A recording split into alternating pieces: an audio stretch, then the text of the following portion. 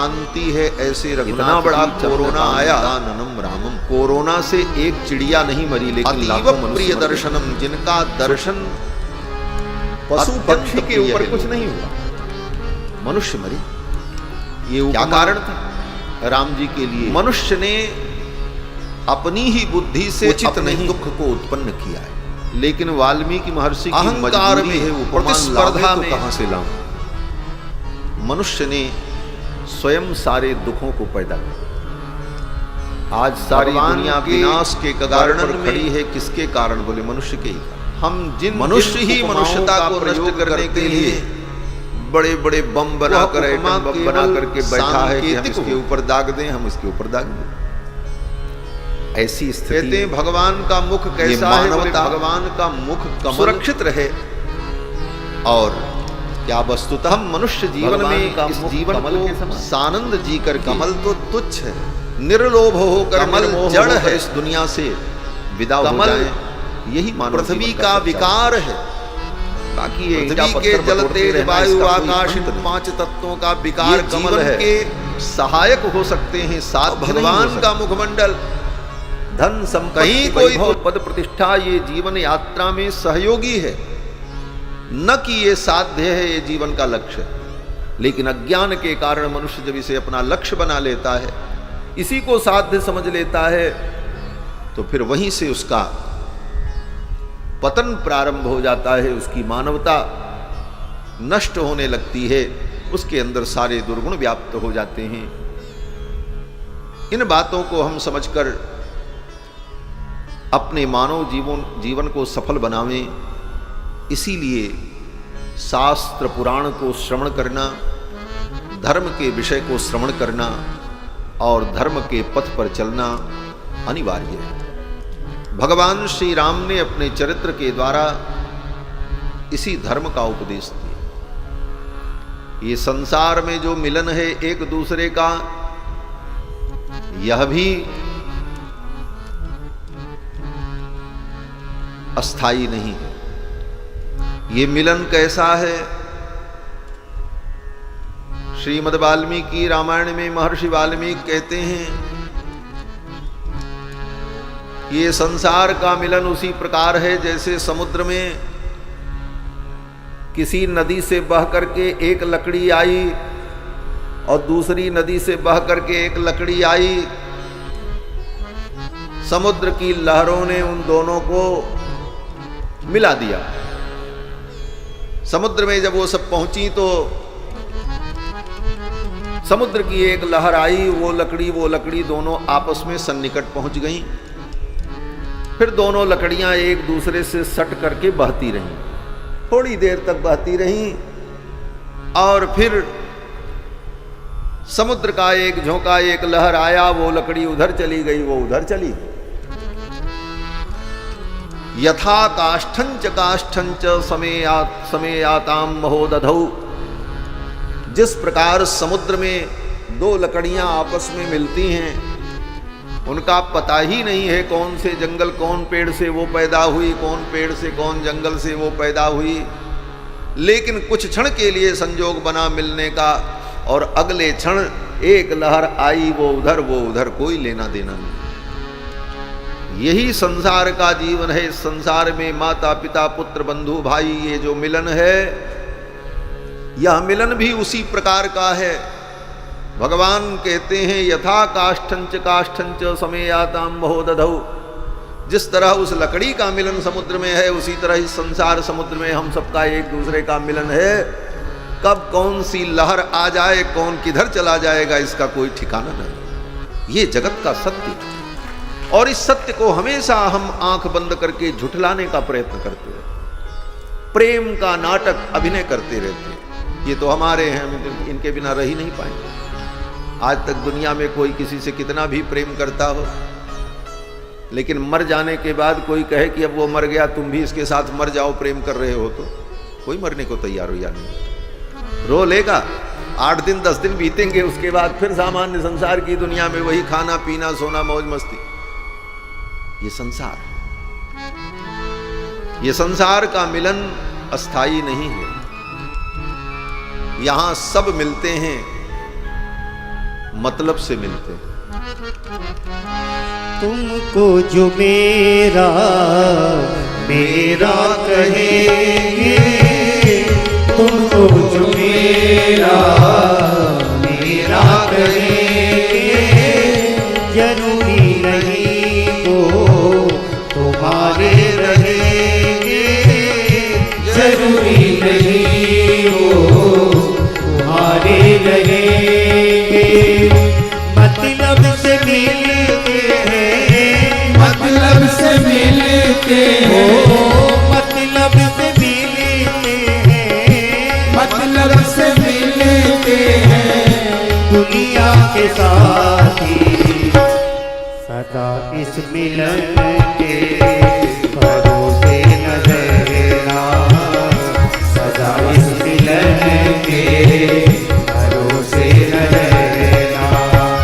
ये तन कीमती है मगर है विनाशी, ये तन कीमती है मगर है विनाशी। कभी अगले क्षण के भरोसे न रहना, कभी अगले क्षण के भरोसे न रहना। निकल जाएगी छोड़ काया जो पल में, निकल जाएगी छोड़ काया जो पल में। सदा श्वास धन के भरोसे न रहना, सदा श्वास धन के भरोसे न रहना। एक क्षण में योगी, एक क्षण में भोगी, एक क्षण में योगी, एक क्षण में भोगी। ये हमारे मन की क्या स्थिति है। तन की स्थिति तो आपने समझ ली कि ये तन कब चला जाए ठिकाना नहीं, और मन बोले मन की स्थिति ये है कि ये मन कभी जोगी बन जाता है, खूब भक्ति करने में लगता है, खूब मन भक्ति में लगने लगता है, और कभी कभी यही मन भोगी बन जाता है,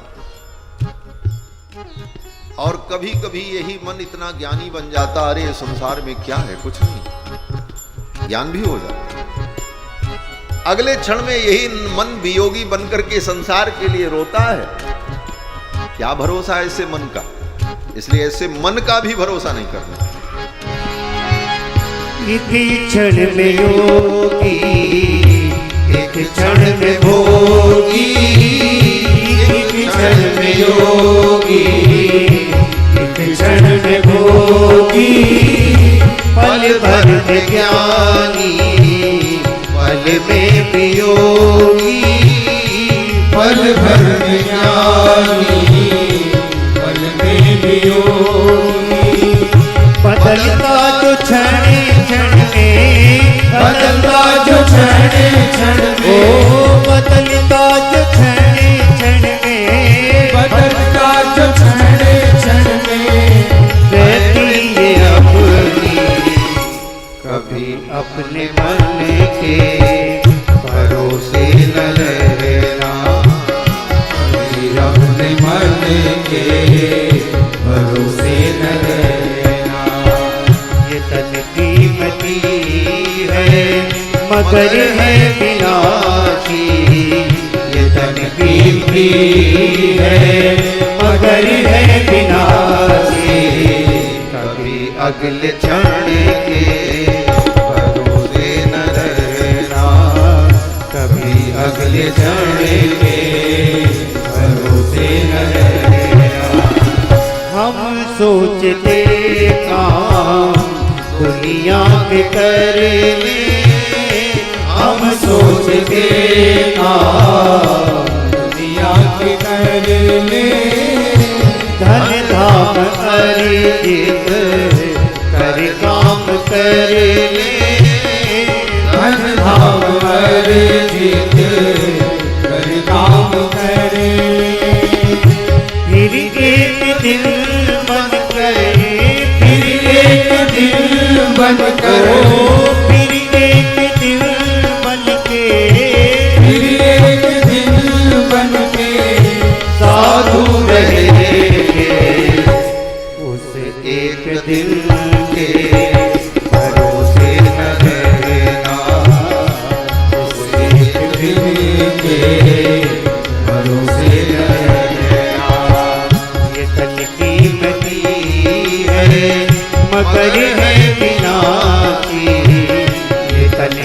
कीमती है मगर है विनाशी, कभी अगले क्षण के भरोसे न रहना, कभी अगले क्षण के भरोसे न रहना।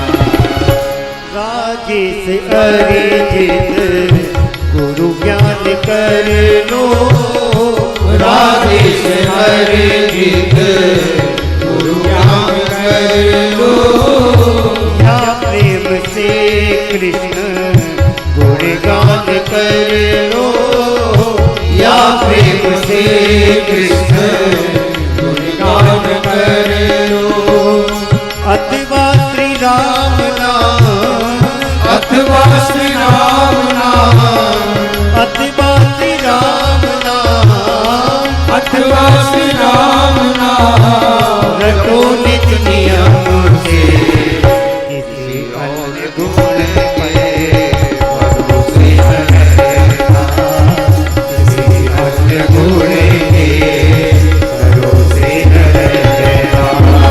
ये तन कीमती है मगर है विनाशी, ये तन कीमती है मगर है विनाशी, कभी अगले क्षण के भरोसे न रहना, कभी अगले क्षण के भरोसे न रहना। निकल जाएगी छोड़ काया जो पल में, निकल जाएगी छोड़ काया जो पल में, चलने के भरोसे न रहना, सदा श्वास धन के भरोसे न रहना, कभी अगले क्षण के भरोसे न रहना, कभी अगले क्षण के भरोसे न रहना। श्री सीतारामचंद्र भगवान की जय। संसार की इस अनित्यता को बार बार विचार करते रहना चाहिए। संसार की अनित्यता का, इसकी नश्वरता का बार बार विचार करते रहे तो व्यक्ति भ्रम में नहीं पड़ता। गीता में भगवान कृष्ण भी यही कहते हैं, अनित्यम सुखम लोकम इमं प्राप्य भजस्व माम। ये संसार अनित्य है, यहाँ के साधन अनित्य हैं। तुम्हें ये शरीर रूपी जो साधन मिला, ये शरीर भी अनित्य है। तो अनित्यम सुखम लोकम, अनित्य साधन को इस लोक में पाकर अनित्य लोक में आकर क्या करें? तो भगवान कहते हैं भजस्व माम, मेरा भजन कर लो और कुछ मत करो। सच पूछो तो सच्चाई यही है कि इस दुनिया में आकर के भजन कर लें, यही अच्छा काम है, बाकी सब बेकार है, सब बेकार है। अगर ऐसा न होता तो बड़े बड़े राजा महाराजा राजपाट सब छोड़ करके जंगल में जाकर के परमात्मा का भजन क्यों करते? इतिहास गवाह है। जब उनको समझ में आ जाता सत्य क्या है, बोले चलो छोड़ो ये सब कुछ नहीं। तो भगवान का भजन ही इस संसार में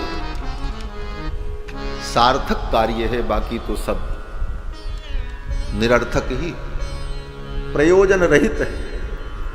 भगवान श्री राम के पावन चरणों में हमारी भक्ति हो, हम भगवान के भजन में लग जाएं, यही जीवन का परम सार है। लेकिन भगवान के भजन में कैसे लगे? बोले पहले तो भगवान को ही जानो, भगवान है कौन। तो भगवान को बिना जाने, उनके स्वरूप को बिना समझे उनकी भक्ति भी नहीं हो सकती। तो भगवान को समझने का और जानने का तरीका क्या है? तो काकभूषुंड जी महाराज कहते हैं, जाने बिनु न हो ही परतीति, बिनु परतीति हो ही नहीं प्रीति, प्रीति बिना नहीं भगति दृढ़ाई, जिम खगेश जल के चिकनाई। बिना जाने भगवान से प्रीति नहीं हो सकती और प्रीति के बिना भक्ति दृढ़ नहीं हो सकती। और भगवान को जानने का एक ही तरीका है, श्रोतव्यो, सुनो। श्रोतव्यो मंतव्यो निदिध्यासितव्य। वेद कहता है पहले भगवान के विषय में सुनो, खूब सुनो, और सुनने के बाद उसका मनन करो, मंतव्य। फिर बोले फिर निदिध्यासितव्य, उसे अपने व्यवहार में जोड़ लो। तो बार बार भगवान के विषय में श्रवण करने से ही भगवत तत्व का बोध होता है। कल की कथा में आप सभी लोगों ने श्रवण किया, मिथिला में भगवान का विवाह संपन्न हुआ, चारों वर वधू अयोध्या पधारे। जब से विवाह कर करके राम जी अयोध्या आए, अयोध्या का वैभव और भी दिव्य हो गया। जब ते राम ब्याहि घर आए, नित नव मंगल मोद बधाए। भुवन चार दिस भूधर भारी, सुकृत मेघ वर्षई बर बारी। अयोध्या में परमानंद हुआ। उसी समय भरत जी के मामा महाराज युधाजित, जो केकय देश के राजा थे, श्री रघुनाथ जी के विवाह में वो भी आए थे सम्मिलित होने के लिए। बारात से लौटकर जब अयोध्या पहुंचे और महाराज युधाजित अपने केकय देश जाने लगे, तो जाते समय महाराज युधाजित ने दशरथ जी से कहा, राजन कुछ दिन के लिए भरत को ननिहाल भेज दो, ये मेरे साथ चलें और ननिहाल में रहें, वहां का आनंद अनुभव करें। दशरथ जी ने कहा ठीक है, अगर भरत जी की इच्छा है जाने की तो आपके साथ जाएं, कोई आपत्ति नहीं। तो श्री भरत जी महाराज अपने मामा युधाजित के साथ अपने ननिहाल चले गए विवाह के तुरंत बाद। और जब भरत जी जाने लगे तो उनके साथ श्री शत्रुघ्न जी भी गए।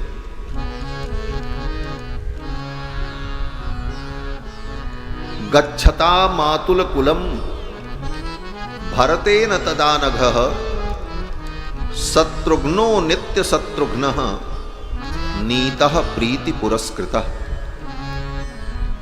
शत्रुघ्नो नित्य शत्रुघ्नः, जो शत्रुघ्न जी महाराज नित्य शत्रुओं का संहार करते हैं, वे शत्रुघ्न जी महाराज नीतः प्रीति पुरस्कृतः, भरत जी के प्रीति में, भरत जी के प्रेम के कारण भरत जी के द्वारा ले जाए गए। भरत जी ने उनको साथ में ले लिया और लेकर केकय देश गए। भरत और शत्रुघ्न केकय देश में अपने मामा जी के यहाँ निवास करते और अयोध्या में भगवान श्री राम और कुमार लक्ष्मण। महर्षि वाल्मीकि कहते हैं कि मामा जी के घर में किसी वस्तु की कोई कमी नहीं थी, और होता भी है। अपने घर में खाने को मिले न मिले, लेकिन मामा जी के घर में तो सब लाड करते हैं, प्यार करते हैं। बोले भांजा आया है, नाती आया है, बेटी का बेटा है, पूज्य है, वंदनीय है, कितने भाव हैं। सतत्र निवसत भ्रात्रा सह सत्कार सत्कृतः। मामा जी के घर में सब प्रकार का सत्कार भरत जी को प्राप्त हो रहा था।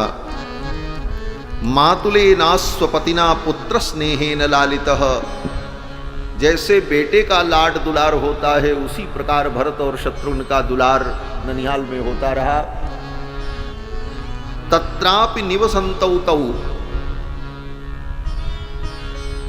मामा के घर में रहकर तर्प्यमाणौ च कामतः, हर इच्छाएं भरत और शत्रुघ्न की पूरी होती थी, किसी वस्तु की कोई कमी नहीं थी। लेकिन इसके बाद भी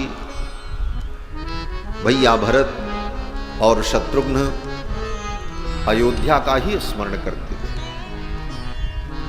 वाल्मीकि जी कहते हैं कि भ्रातरौ स्मरताम वीरौ, अयोध्या से ज्यादा सुख सुविधा मामा जी के घर में प्राप्त हो रही थी, लेकिन भरत और शत्रुघ्न बार बार अयोध्या का स्मरण करते थे। और अयोध्या में भी वृद्धम दशरथम नृपम, अपने बूढ़े पिता महाराज दशरथ का बार बार स्मरण करते थे। और अयोध्या में भगवान श्री राम कुमार लक्ष्मण महाराज दशरथ की सेवा में रहते और उनकी आज्ञा का पालन करते हुए प्रजा के कार्य में सहयोग करते थे। यहां पर एक बार महर्षि वाल्मीकि ने फिर स्मरण दिलाया कि ये राम जी कौन है। समय समय पर प्रसंग प्रसंग में महर्षि वाल्मीकि राम जी के परत्व का स्मरण कराते। परत्व माने राम जी परम तत्व हैं। रामान नास्ति परायणम परतरम, राम से परे कोई तत्व नहीं है। राम जी परम तत्व हैं, इस बात का बार बार स्मरण महर्षि वाल्मीकि प्रसंग आने पर वर्णन करते हैं। ये मैं इसलिए कह रहा हूं कि बहुत से लोगों के मन में इस बात का भ्रम पैदा किया जाता है कि आदि कवि महर्षि वाल्मीकि ने राम को भगवान परमात्मा नहीं माना। वाल्मीकि ने अपने नायक राम को एक मर्यादा पुरुषोत्तम सच्चरित्र पुरुष के रूप में प्रतिष्ठित किया, भगवान के रूप में उनका वर्णन वाल्मीकि जी ने नहीं किया। ऐसा लोग कहते, मैं नहीं कह रहा हूं। और लोग ये भी कहते हैं कि राम तो एक महापुरुष थे, ये तो कालांतर में गोस्वामी तुलसीदास जी जैसे भक्त के कारण उन्होंने जब रामचरितमानस की रचना की तब राम को परमात्मा के रूप में उन्होंने अपने ग्रंथ में प्रतिष्ठित किया, तब उनको लोग भगवान के रूप में समझने लगे। अन्यथा आदि कवि वाल्मीकि ने तो राम को एक मर्यादा पुरुषोत्तम महापुरुष के रूप में वर्णन किया। ऐसी बातें आजकल के तथाकथित प्रबुद्ध समाज में उच्च शिक्षा प्राप्त लोगों के बीच में ये चर्चा का विषय बनता है। कुछ दिन पहले आपने सुना होगा, एक हाई कोर्ट के चीफ जस्टिस थे काटजू,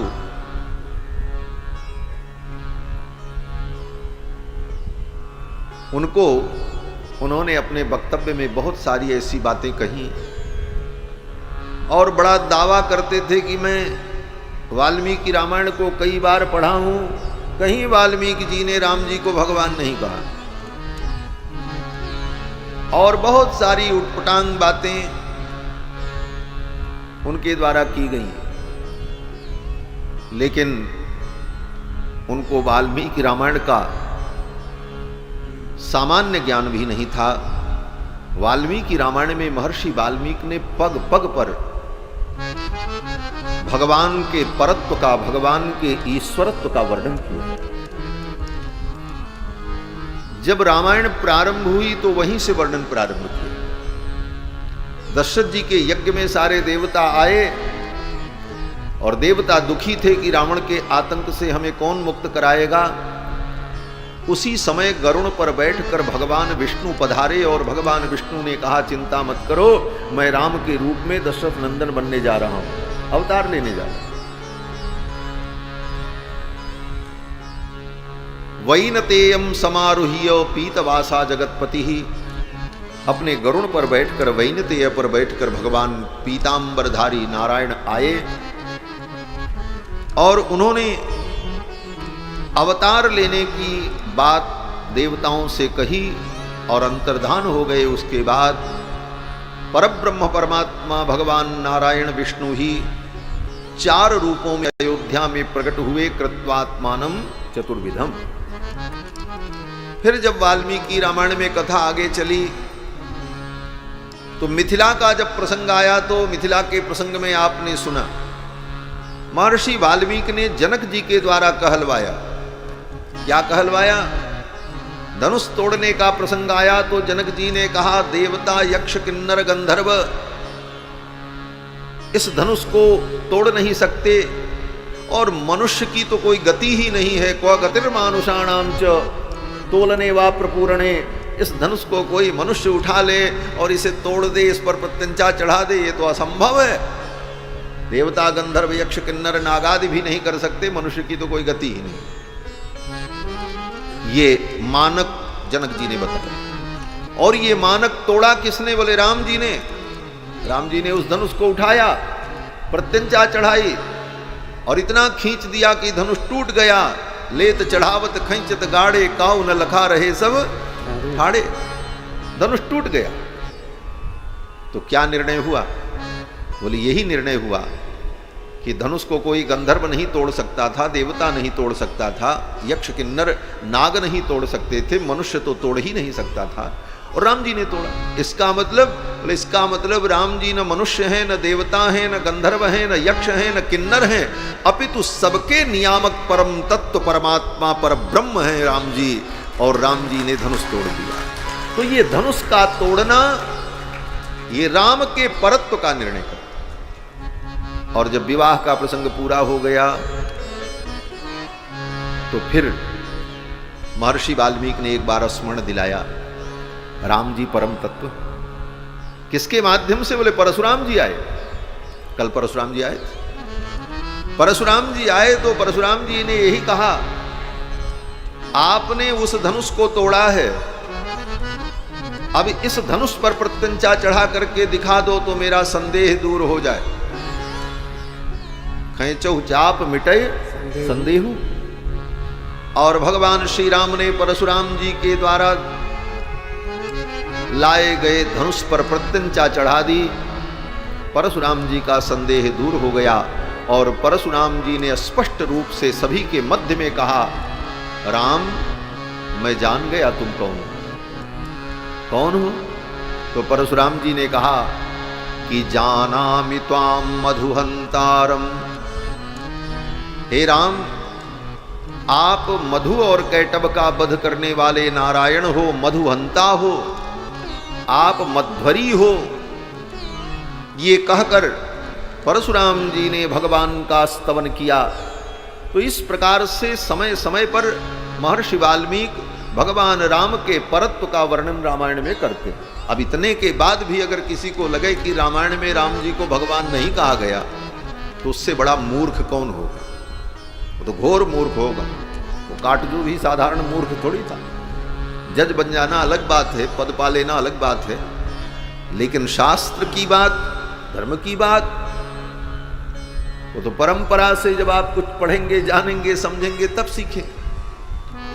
आगे जब प्रसंग फिर आया, श्री भरत जी और शत्रुघ्न जी ननिहाल चले गए। राम जी अयोध्या में रहकर पिताजी की सेवा करते हैं। यह प्रसंग जब प्रारंभ हुआ तो महर्षि वाल्मीकि ने फिर एक बार स्मरण दिलाया, ये राम जी कौन है? तो क्या कहते हैं? बोले अर्थितो मानुषे लोके जज्ञे विष्णु सनातन।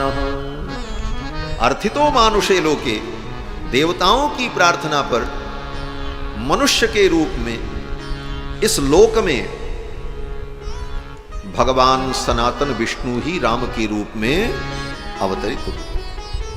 अर्थितो मानुषे लोके जज्ञे विष्णु सनातन सहि देवैरुदीर्णस्य रावणस्य वधार्थिभिः।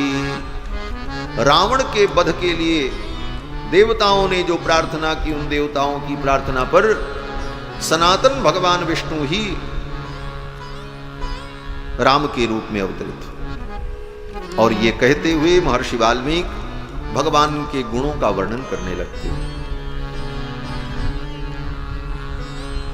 यहां पर महर्षि वाल्मीकि ने भगवान के अनेक दिव्य गुणों का वर्णन किया है।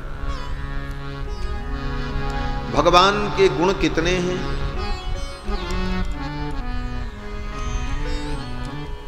और भगवान के अवगुण कितने हैं?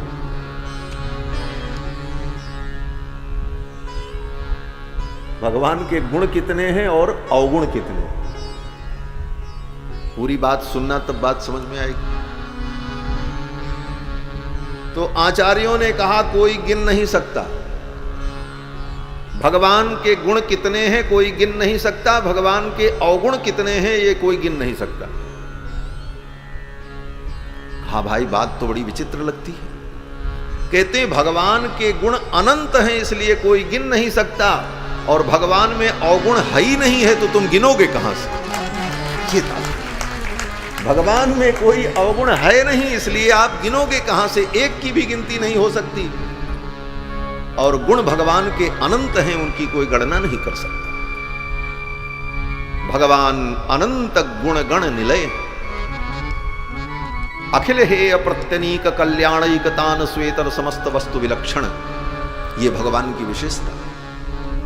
तो यहां पर महर्षि वाल्मीकि ने भगवान के अनेक गुणों का वर्णन किया है। भगवान के ये जो गुण हैं ये दिव्य हैं और नित्य हैं। ये बात समझ लेनी चाहिए, भगवान कभी निर्गुण नहीं है।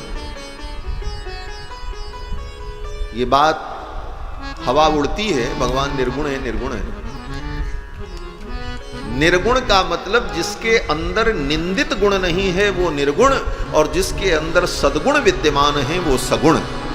ये सगुण निर्गुण की परिभाषा हमारे आचार्यों ने मानी। तो भगवान के अंदर दिव्य गुण सदा विद्यमान रहते हैं और भगवान के दिव्य गुण नित्य हैं। लेकिन भगवान के इन दिव्य गुणों की उपयोगिता वैकुंठ में नहीं रहती।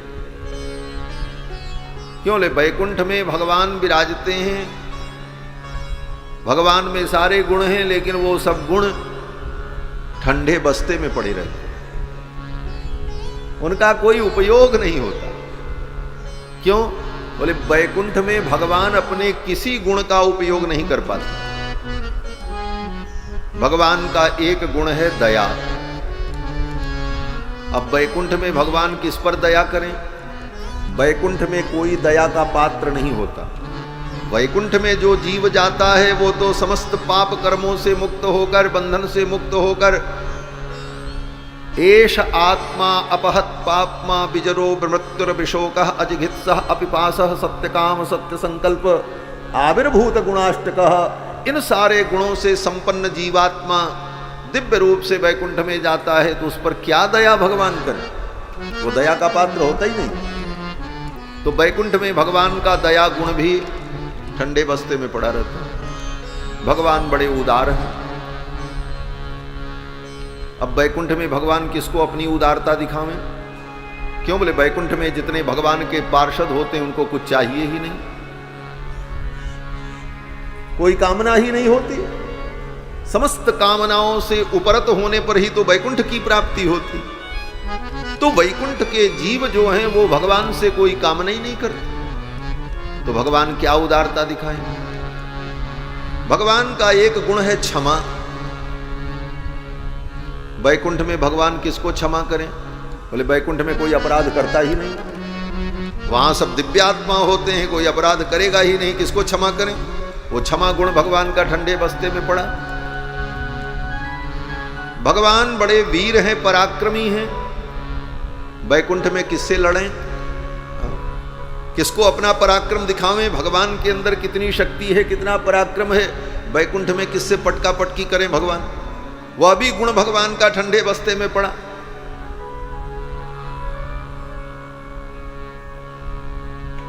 ऐसी स्थिति में भगवान के जितने गुण हैं वो वैकुंठ में अनुपयोगी सिद्ध हो जाते हैं, उनका कोई उपयोग नहीं। रहते तो हैं गुण, लेकिन वे गुण अनुपयोगी रहते। तो भगवती महालक्ष्मी कहती हैं भगवान से, प्रभु ये आपके गुण जो हैं बड़े अच्छे हैं, लेकिन इन गुणों का कभी कोई उपयोग भी होगा कि ऐसे ही रहेंगे? लक्ष्मी जी कहती हैं, प्रभु आपके ये गुण कभी काम आएंगे किसी के? भगवान कहते हैं क्या करें, यहां वैकुंठ में मेरे गुण का कोई उपयोग ही नहीं। लक्ष्मी जी कहती हैं आपके गुण नित्य हैं, दिव्य हैं, और इनकी कोई उपयोगिता नहीं, तो इन गुणों के होने से क्या फायदा? इनकी उपयोगिता होनी चाहिए।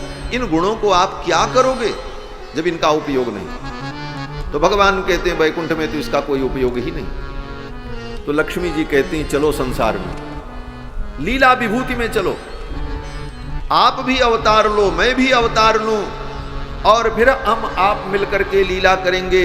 फिर अनेक जीवों के ऊपर आप करुणा करना, कृपा करना, दया करना, क्षमा करना। तो इन सारे माध्यमों से आपके ये सारे गुण चरितार्थ हो जाएंगे, ये सारे गुण सार्थक हो जाएंगे।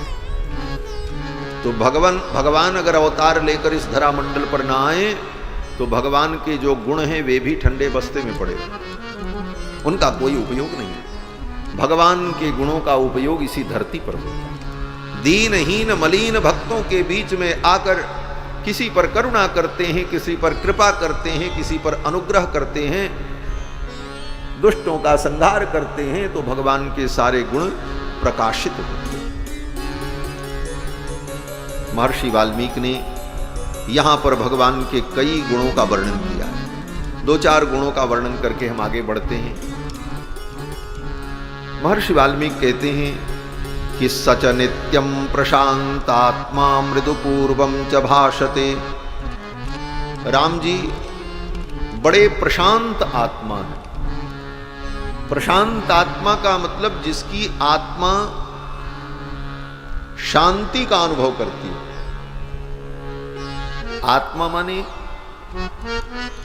माने केवल आत्मा नहीं, आत्मा माने मन, आत्मा माने बुद्धि, आत्मा माने चित्त, आत्मा माने आत्मा, आत्मा माने शरीर भी होता है। इस शरीर को भी आत्मा कहा जाता है।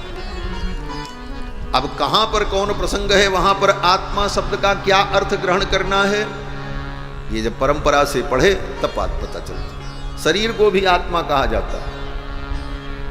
इसीलिए अपने शरीर की जो हत्या कर दे उसको कहते हैं आत्महत्या। आत्महत्या क्यों कहते हैं? आत्मा की तो हत्या होती नहीं। आत्मा स्वयं अपनी आत्मा की हत्या कैसे करेगी? और आत्मा की हत्या हो नहीं सकती।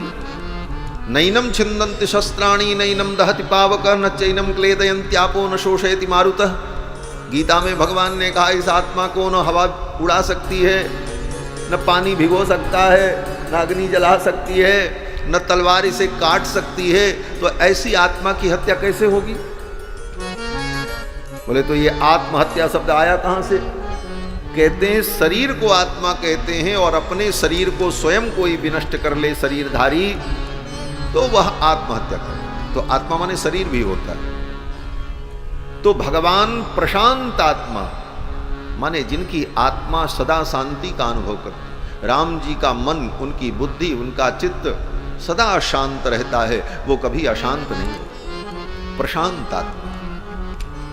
यहीं से वाल्मीकि जी ने गुणों का वर्णन प्रारंभ किया। सच नित्यम प्रशांत आत्मा। ये प्रशांत आत्मा में एक संकेत है। बोले क्या संकेत है? बोले भगवान प्रशांत आत्मा है, सदा शांत रहते हैं, उनका मन बुद्धि चित्त सब शांत रहता है, शांत स्वरूप उनका है। किसका है शांत स्वरूप? बोले भगवान विष्णु का स्वरूप जो है वो शांत स्वरूप है। शांताकारम भुजग शयनम पद्मनाभम सुरेशम।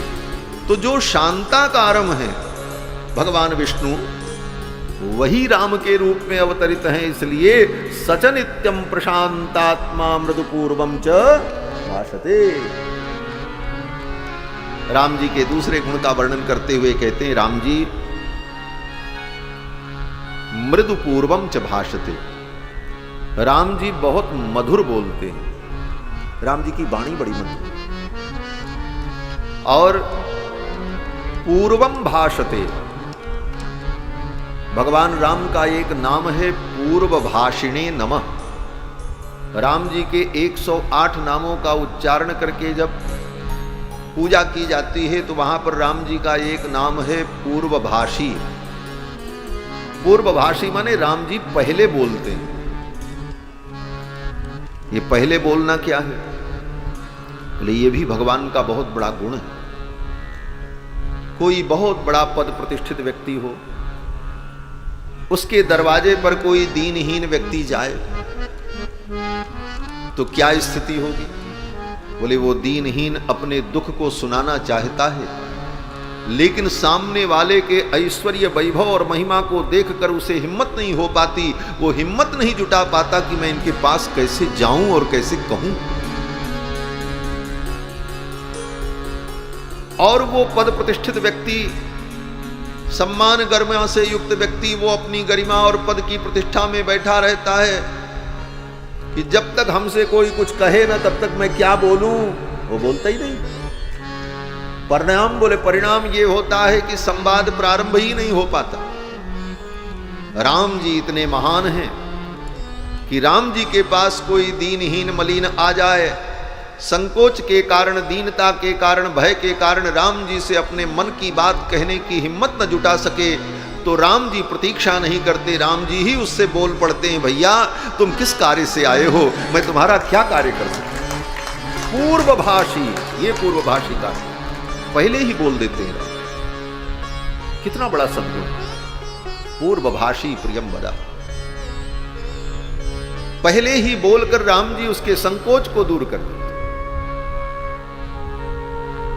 आगे महर्षि कहते हैं कि उच्यमानोपि परुषम नोत्तरम प्रतिपद्यते। राम जी का धैर्य कितना है।